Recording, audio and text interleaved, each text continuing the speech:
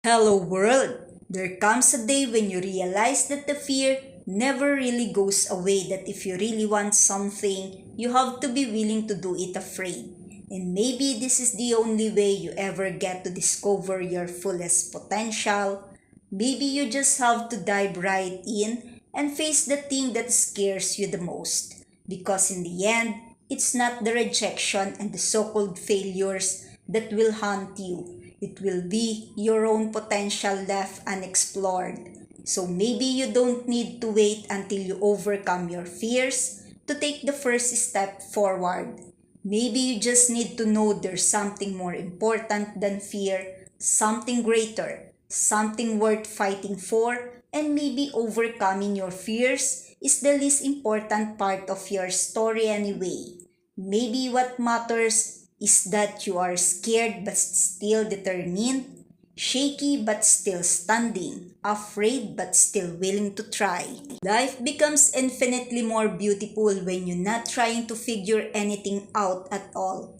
Because when you stay open and let the universe surprise you, what unfolds is usually better than anything you can imagine. Learning that you don't need a 5-year plan or a 1-year plan or even a 1-month plan.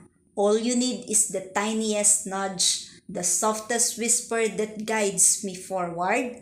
And when you honor that whisper and walk the current of life instead of fighting against it, the path below your feet becomes the fertile ground where miracles bloom. By Sana Kate Lee.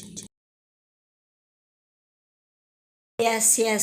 Simone Sina was in Madrid, Spain as he attended the Platino Awards 2025 red carpet at Palacio Municipal Ifema, Madrid. The Platino Awards, known in Spanish as Premios Platino del Cine Iberoamericano, are Iberoamerica's annual film awards. The awards were established in 2013 and the first award ceremony took place on April 5, 2014 at the Teatro Anayasi, Panama City. Deadline news saying the 12th edition of the Madrid-hosted Platino Awards, honoring the highest in Ibero-American film and television, saw major wins for the Oscar-winning Brazilian film I'm Still Here, as well as director Walter Salles and star Fernanda Torres. The night also featured 3 accolades for Netflix Colombian serialized adaptation of 100 Years of Solitude, which took home Best Actor and Supporting Actor categories, as well as Best Television Series overall. Other notable winners include Pedro Almodovar's The Room Next Door, which clinched the original score and cinematography categories. A standout from the evening was also Eva Longoria's acceptance of the Platinum of Honor Award as an example of Latin excellence in Hollywood, which led to uproarious applause from the audience and a surprise appearance by colleague and friend Sofia Vergara. Created in 2014, the Premieros Platino Award ceremony is widely considered the Oscar of Ibero-America and serves to amplify films, filmmakers, actors, and musicians from across Latin America, Spain, and Portugal. This year, Telemundo and Universo have signed an exclusive agreement making them the official broadcasters of the Premieros Platino ceremony. This includes access to exclusive content such as interviews with nominees and red carpet coverage. These ideals allow us viewers to catch the show from the comfort of their homes. Previous years have aired the award ceremony on HBO Max. The first ever edition of the ceremony was held in Panama City on April 5, 2014 and proved to be a hit amongst the Ibero-American film community. The second edition of the ceremony was held in July 2015, broadcast in more than 60 countries, and saw the participation of 760 films, the significantly larger attendance of numerous recognized film figures worldwide cemented its status as the prime film already. Let's sit back and relax and watch this. Credit to the owner of the photos and videos.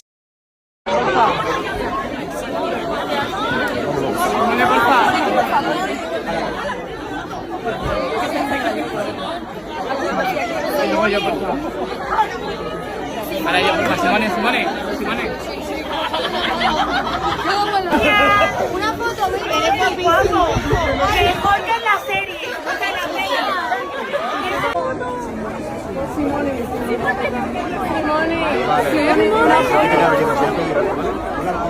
Sí, sí, sí, sí. Sí, sí, es taxi, es taxi.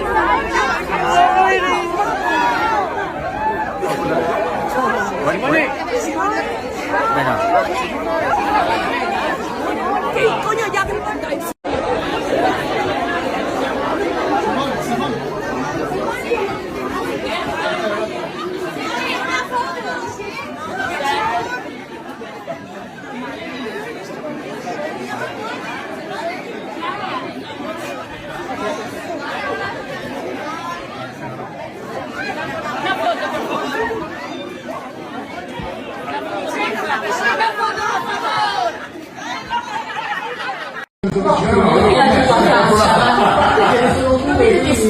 Anche se fosse ce ne abbiamo una libera. Viene comunque il suo.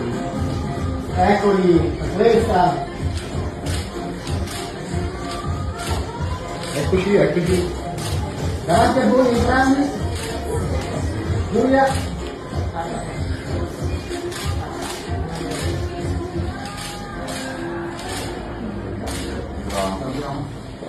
Giulia, eccoli. Poi c'è quella col bacio tra poco, no? The interview of Michele at Style magazine, it tells us Michele Morrone, the hunky leading man of 365 days and another simple favor, fame on his friendship with Blake Lively, staying grounded in Hollywood, and the importance of being a good dad. The Italian actor whose next film, The Housemaid, co-stars Sydney Sweeney and Amanda Seyfried, is out to prove he's more than a perfect face and takes a passionate approach to all areas of life. Everything is romantic in the eyes of Michele Morrone, the hunky Italian leading man who's out to prove he can give Colin Farrell and Leonardo DiCaprio a run for their money. I'm obsessed with my life and obsessed with my passion. 34-year-old breakout star from romantic thriller 365 Days tells me over the phone one morning dialing in from Milan to discuss his life as an actor, a father, and everything in between. Self-assured and confidence as you would surely expect from one of Hollywood's most handsome faces, Michele name is also one of the most recognized right now. Fresh of starring alongside Blake Lively and Anna Kendrick in Another Simple Favor, the sequel to Paul Feig's 2018 mash hit, A Simple Favor. The actor is set to take on another blockbuster role in Feig's upcoming film The Housemaid, which cast him alongside A-lister Amanda Seyfried and Sydney Sweeney.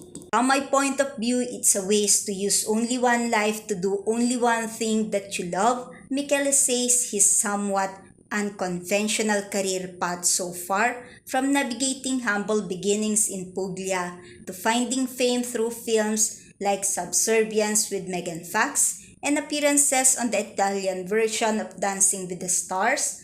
That's not to mention his side hustles, dabbling in music and fashion.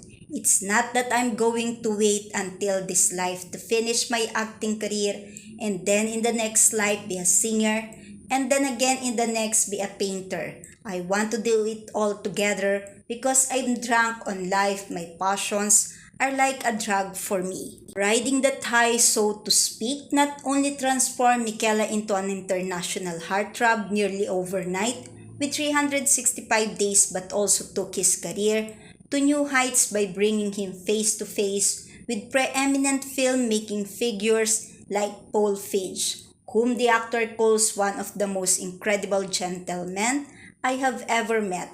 If you ask Michele whether he could even convince Of all his success back then, as a young hopeful from southern Italy, he would again speak with a sense of romanticism and wisdom kismet. He calls it born out of uncompromising dedication and commitment to a path he feels was laid out for him all this time. For me, it was more like a trip, like I'm going somewhere, the actor muses, like I'm going to Hollywood. And there was something in my mind telling me that it was never a question mark for me. I don't know how much time I am going to take, but I'm going there. And go there he was in the span of just a few short years since 365 was released back in 2020. Michele filmed 2 sequels from being tapped by Phage for another simple favor, something the actor described as a great honor and one which has become one of his most high-profile projects to date. Though legal drama surrounding Lively and her former, it ends with us co-star Justin Baldoni has since engulfed his famous castmate and distracted from much of another simple favors promotion. Michele refrained from commenting on the controversy and instead gushes about Lively, whom he had now called a best friend. We talk almost every day on the phone. We exchange advices. She's like a sister to me, one of the most beautiful women people I ever met in my life. I become such a good friend with Ryan Reynolds as well. You always have the hope that you are going to get along with the person you are working with, especially when you have to play her man. Michele continues when asked about acting alongside Lively and playing her romantic lead. You are always hoping to find someone who understands, and me and Blake, we had such a great bond straight away. We became good friends from day one, so it was very easy for me. Finding a kindred spirit in Lively and may have been one of the biggest blessings in Michele's career so far. Considering his first brush with fame was far from easy, he recalls the jogging feeling of first being a nobody and then suddenly becoming a somebody, getting stuck on the street. In the months after 365 days, he started streaming on Netflix. It was very intense, so deal with Michele says of the film's instant success. I'm not the kind of person that likes to show off. I like my privacy so much, and psychologically, it was like a punch I had to deal with and I'm still dealing with. Earning acknowledgement for his work as an actor has been the adventure of a lifetime and one he wouldn't change for the world. I love doing films and I know that it's always going to be in terms of fame, he says. So I accept that and I love all my fans because without them, I wouldn't be here. I need to refresh myself because I am not my work, Michele clarifies upon further reflection, speaking with gratitude for everything he has earned and learned during his years in show business so far.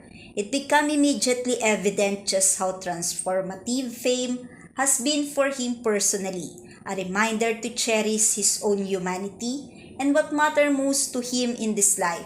I'm not the character I'm playing most of the time. It's difficult for a fan that follow me to understand. I'm not that character. Michele, before being an artist, successful actor and all, that he is a human being and I don't want to forget that. Michele's words sum up the freshly sincere experience of speaking with him one-on-one. Behind his pretty face and underneath all those shared wisdom, it's his humble humanity which makes him real. There are millions of beautiful actors in the world, Michele concludes, but it doesn't mean they are all going to get into Hollywood and keep working hard making 4-5 films every year. You have to show something, the actor poses, to think when asked whether he hopes to follow in any star footstep. If I made it in the Hollywood, it means that probably I had something original. If you are trying to emulate somebody, you are not bringing anything new to the table and people need something new to keep going on. Having built a film career in his home country, before Hollywood, Michele already know a thing or two about being an original. In Italy, when you are a good-looking person, it's much more difficult to look serious in front of the cinema industry. The actor says because there's still an idea that you look like someone who thinks he wants to be an actor. Just because he knows he's beautiful, it's not like in the States. They care about your acting. If you are a good actor, that's all that matters. And now, as both an international celebrity and a proud father, Michele can tell you that with great power comes great responsibility. He makes it a point to discuss in depth how he wants his boys to be raised. I don't want my kids to grow up with a celebrity in their house.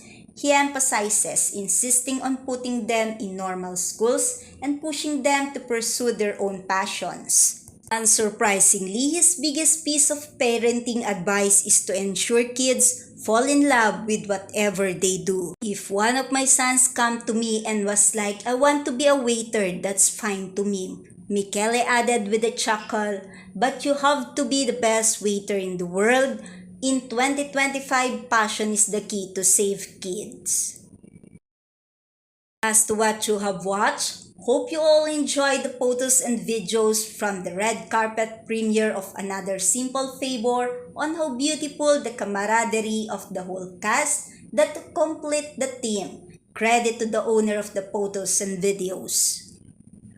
Thank you for watching my video today. Comment your reaction below. Don't forget to click the like button, share this video to others, and please subscribe on my channel. Day 120 of the 365 days of 2025. A message to all. Modern dating is a challenge. Finding someone that you are compatible with, that communicates well, is ready to commit, takes responsibility for their own actions and behaviors, and who is also emotionally intelligent and empathetic is extremely rare. Social media dating apps and texting can create barriers to true connection and meaningful communication, and often replaces emotional intimacy with convenience and opportunity. Deflection and distraction is replacing vulnerability and honesty. Excitement, instant gratification, and intimacy has become more important than friendship and loyalty in a relationship. People are becoming relationship consumers instead of investors, and toll on emotions continues to rise. Maybe you have always trusted your feelings because your feelings don't lie. But feelings can get you into trouble when the wrong person creates a false love positive. Love has become harder to believe in and even harder to sustain in a relationship. We stop trying to learn how to fix things and prefer to just replace things. Don't cheat yourself out of experiencing a healthy and happy relationship by settling for just excitement or temporary passion. Learn what it takes to make a relationship successful and thrive so that you can build a strong and lasting future with a partner you can trust and count on. You should not be treated like you are replaceable, and neither should your love. By Sana Kate Lee.